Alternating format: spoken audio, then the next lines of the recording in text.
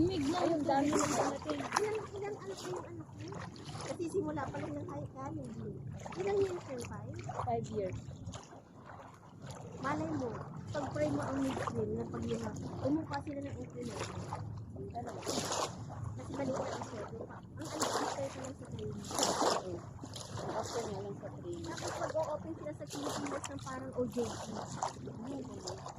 Pero may bayad din syempre. Para at least, Lamig pag naman. nagtrabaho yung mga bata, alam na kaagad. Oo.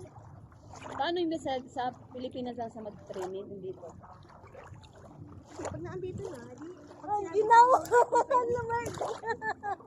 Kung pwedeng may opening na. Pero kung halimbawa, mag-open sila nun sa Pilipinas na OJT, kuhain. Wow.